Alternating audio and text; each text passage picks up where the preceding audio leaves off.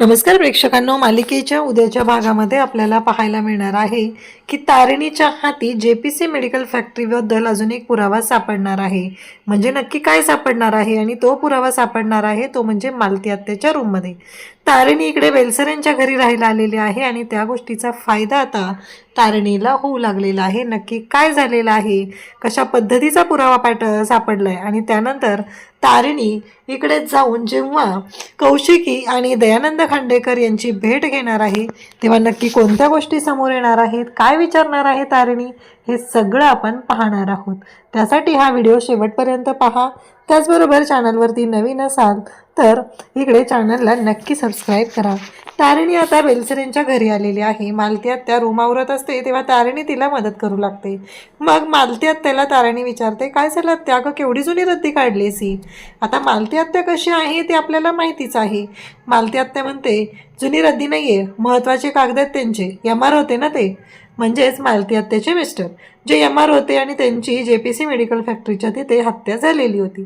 आता तारिणीला मात्र जेव्हा ते पेपर तारिणी वाचते तेव्हा मात्र तिला खूप मोठा धक्का बसलेला असतो. तारिणी म्हणते की हे सगळं काय आहे आणि ते पेपर मात्र तारिणीने ताब्यात घेतलेले असतात. आता निशी तिथे खांडेकरांच्या घरी राहिलेली आहे पण तिच्या अंगातली मस्ती आणि रग काही कमी होत नाहीये. निशी इकडे मालती आत्याला फोन करते आणि म्हणत असते की तारिणी नक्की काय करते, तिच्यावर बारीक लक्ष ठेव, कारण तारिणीच्या बाबतीत काहीतरी आपल्याला शोधून काढायचंच आहे.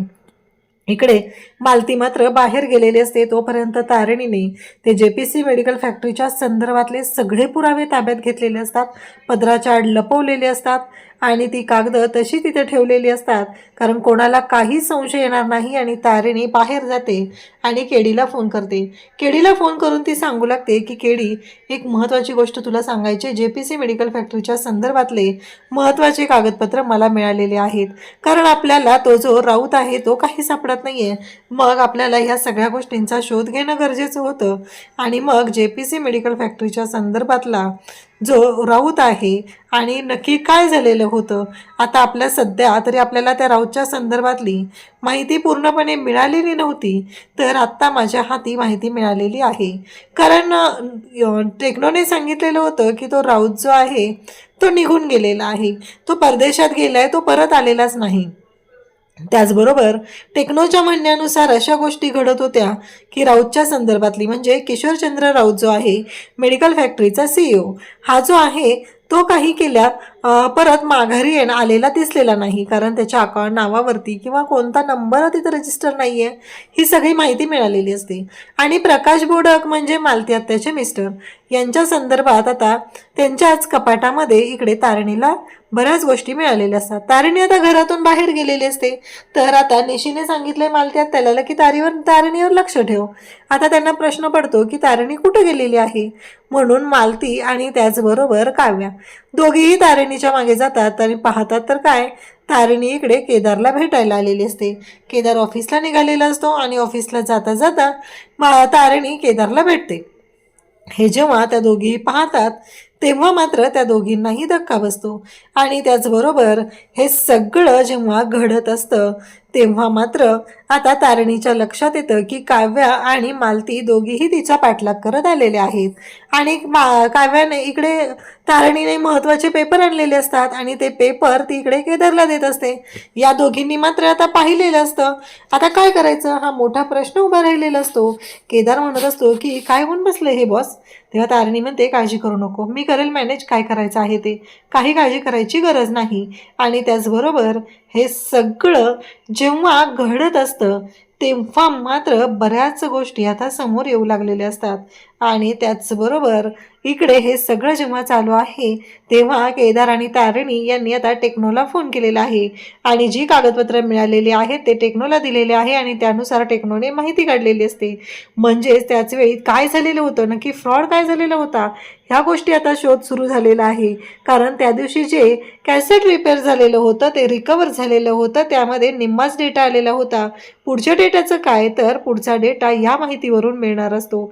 आणि मग आता काही झालं तरीही दयानंद खांडेकर यांची भेट घेतल्याशिवाय पुढच्या गोष्टी आपल्याला मिळणार नाहीत, हे केदार आणि तारिणी यांच्याही लक्षात आलेलं असतं. टेक्नो म्हणत असतो की ही गोष्ट आपल्याला करावीच लागणार आहे.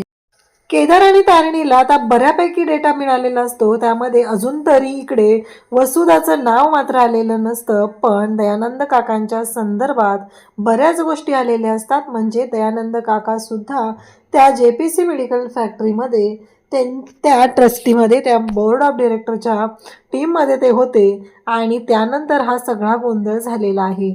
परंतु टेक्नो म्हणत असतो की आता बॉस काय करायचं नक्की, कशी माहिती काढायची आहे, पुढे काय करायचं हे आपण शोधलं पाहिजे, याची रणनीती आखली पाहिजे. तेव्हा केडी म्हणतो की काही झालं तरीही बॉस आपल्याला आता दयानंद खांडेकरांची भेट घेऊन त्या संदर्भात काही मिळतंय का ते पाहणं गरजेचं आहे आणि त्यासाठी जे सगळं करावं लागणार आहे ते आपण करूया असं त्यांचं ठरलेलं असतं. तेव्हा तारिणी म्हणते की चालेल. आता त्या पद्धतीने गोष्टी विचार चालू झालेला आहे. नक्की काय शोध घ्यायचा आहे, काय करायचं आहे हे सगळं शोधत असतात. तेव्हा तारिणी म्हणते की चालेल. केदार आणि तारिणी आता प्लॅन करतात, आपल्याला दयानंद खांडेकर यांची भेट घेतली पाहिजे आणि कोणत्या गोष्टी मिळत आहेत का ते पाहावं लागणार आहे असं त्यांच्या दोघांच्याही डोक्यात सुरू झालेलं असतं. टेक्नोने काही इन्स्ट्रक्शन दिलेले असतात. त्या पद्धतीने तारिणी, केदार, इकडे तारिणी आणि केदार दोघंही कौशिकी आणि दयानंद खांडेकर यांची भेट घ्यायचं ठरवतात. इकडे टेक्नोला तोपर्यंत किशोर चंद्र राऊत याच्याबद्दल माहिती काढायला सांगितलेली असते आणि प्रकाश बोडक यांची फाईल हाती लागल्यामुळं तारिणी आणि केदार या दोघांच्या समोर आता मोठं सत्य उलगडणार असतं. इकडे निशी मात्र लगेचच कौशिकीला फोन करून सांगू लागते की मी तुम्हाला सांगितलं होतं ना, कौशिकीकडे येते आणि म्हणू लागते मी तुम्हाला सांगितलं होतं ना त्या दोघांचं नाटक चालू आहे, बघितलं का, ते दोघंजण बाहेर भेटत आहेत.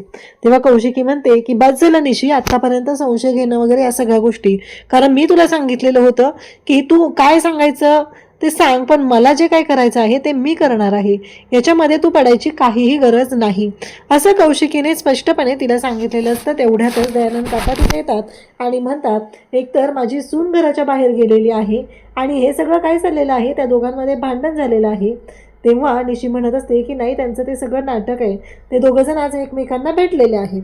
तेव्हा मात्र इकडे कौशिकी म्हणत असते की तुला कसं कळलं ते दोघंजण भेटलेत का, काय झालंय ते, तू काय त्यांच्यावर वॉच ठेवून आहे का असं कौशिकी तिला विचारू लागते. तेव्हा मात्र निशी गप्प बसते. निशी म्हणत असते की नाही, आत्याचा फोन आलेला आणि आत्याने पाहिलेला आहे म्हणून मला आत्याकडून कळलेलं आहे. तेव्हा मात्र कौशिकी म्हणते की बाद झालं, आतापर्यंत खूप ऐकून घेतलेलं आहे, यापुढे त्यांच्याबद्दल कोणत्याही गोष्टीमध्ये नाक खुपसण्याची तुला गरज नाही असं कौशिकीने तिला सांगितलेलं आहे आणि तिचं तोंड बंद केलेलं आहे. तेव्हा मात्र दयानंद काका आणि त्याचबरोबर कौशिकी पाहतात तर काय, तारिणी आणि केदार दोघंही आलेले असतात. दयानंद काका म्हणतात की चला बरं झालं माझी लेक आलेली आहे. तेव्हा कौशिकीला पण आनंद होतो. कौशिकी म्हणते की बरं झालं तारिणी तू आलेली आहे. तेव्हा मात्र तारिणी आणि केदार दोघंही आलेले असतात आणि ते त्या दोघांशी बोलायला लागतात. तेव्हा दयानंद काका म्हणतात बोल काय झालं. तेव्हा तारिणी आणि केदार ते जे कागदपत्र आहेत ती कागदपत्र काढतात आणि ते देतात आणि मग त्यांना म्हणू लागतात की हे दाखवायचं होतं. आता मात्र प्रश्न पडतो की हे सगळं काय चाललंय आणि ह्या सगळ्या गोष्टी काय घडत आहेत. मग हे दोघंही दाखवत आहेत आणि म्हणत असतात की हे जे कागदपत्र आहेत ते मिळालेले आहेत, त्यामुळं दयानंद काका आम्हाला कळलं पाहिजे नक्की खांडेकरांच्या बाबतीत काय झालं होतं. केदार म्हणत असतो की नक्की काय झालं होतं, कारण या सगळ्याचा माझ्या आईशी संबंध आहे आणि माझ्या आयुष्याशी संबंध आहे हे मला माहिती आहे. त्यामुळं जर तुम्हाला वाटत असेल की तुम्हाला खरंच असं वाटतं ना मी तुमचा मुलगा आहे किंवा मी तुम्हाला तेवढं वडिलांचं स्थान दिलं पाहिजे, तर मला असं वाटतंय की तुम्ही त्या संदर्भातली माहिती माझ्याबरोबर शेअर केली पाहिजे, कारण माझ्या आईच्या बाबतीत हे सगळं कुणी केलंय, या सगळ्याचा काय संबंध आहे हे मला कळलं पाहिजे आणि तो जाणून घेण्याचा अधिकार मला आहे असं ते दोघंही बोलत असतात. तेव्हा मात्र इकडे अजून तरी वसुधाचं नाव समोर निघलेलं नसतं, परंतु या मुलांनी मात्र जे काही शोधून काढलेलं आहे त्यावरून इकडे दयानंद काका आणि त्याचबरोबर कौशिकी या दोघांनाही धक्का बसतो. ते म्हणत असतात की मी तुम्हाला मागंही सांगितलेलं आहे की यामध्ये तुम्ही अजिबात पडायची गरज नाही, मग हे सगळं काय आहे.